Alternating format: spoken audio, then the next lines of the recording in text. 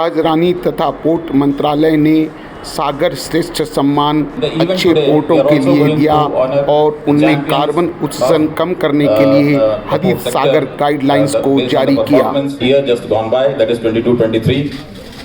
The ministry had tried to rate the performance of the major ports on specific operational and financial KPIs.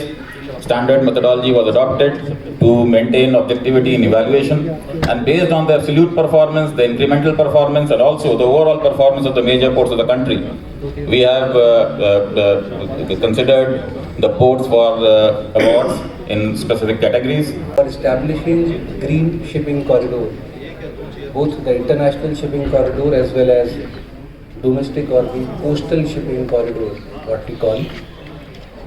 It has been reiterated in our Harit Sagar guidelines that we have to establish few green shipping corridors, and we will, when we are embarking on establishment of a green shipping corridor, for our Harit Sagar guidelines will go hand in hand with development of green shipping corridor as well.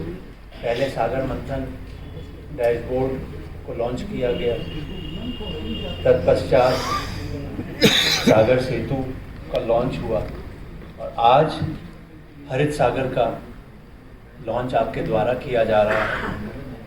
और अगले कुछ सप्ताह में 2-3 नए initiatives हैं जिनको भी माननीय मंत्री जी लॉन्च करेंगे। ये बहुत बड़ी उपलब्धि है मंत्रालय के लिए कि ये जो गाइडलाइंस हैं जिनको जो एक सस्टेनेबल और ग्रीन मैरीटाइम सेक्टर को लक्षित करती हैं, और इसमें कार्बन न्यूट्रलिटी के लिए आउटकम्स को टारगेट किया गया है।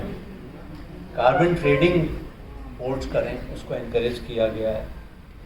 और पहली बार, जैसे आपने सुना होगा KPIs होते हैं, की performance indicator, environmental performance indicators ports के लिए इसमें प्रावधान किए गए। हमारे 4 मेजर पोर्ट्स ऐसे हैं आज की तारीख में भी जो रिन्यूएबल एनर्जी जनरेशन में जो उनका उपयोग है ऊर्जा का, उससे अधिक उनका जनरेशन है।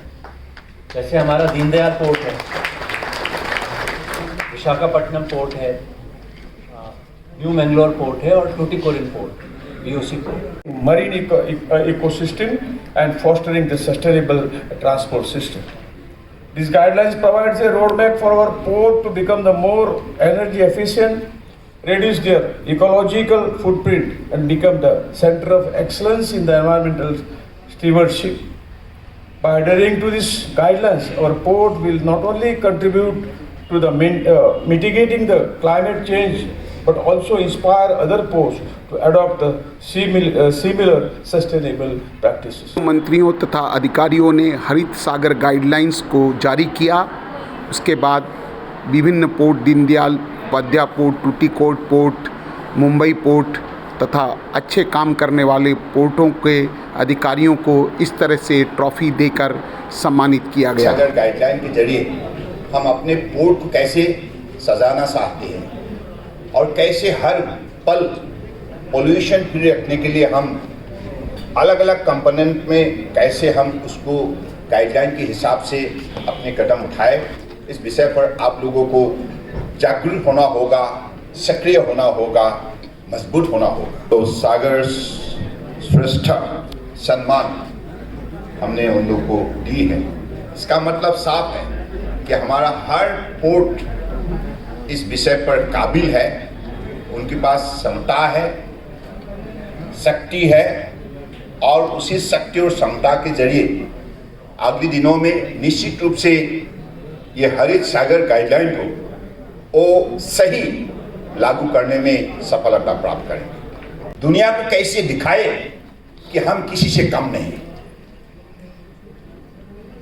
तो मुझे लगता है कि इसी लक्ष्य प्राप्ति के लिए आप लोगों ने भी अपने पोर्ट में जो भी आप लोगों को कहा गया है उसी हिसाब से आप लोगों ने निष्ठापूर्वक जो कदम उठाई है, इसके वजह से आज पोर्ट ने अपने शक्ति दिखाने में सफलता प्राप्त की है। भारतीय एक साथ जुड़ जाए, असम हो, अरुणाचल हो, गुजरात हो, कश्मीर, लद्दाख, कारगिल हो, कन्याकुमारी हो, हर प्रांत के लोग अगर एक साथ जुड़ जाए, 142 करोड़ भारतीय अगर एक साथ जुड़ जाए और मेहनत करना शुरू करे तो इस भारत को कोई नहीं रोक सकते, कोई नहीं रोक सकता। मेहनत करना होगा।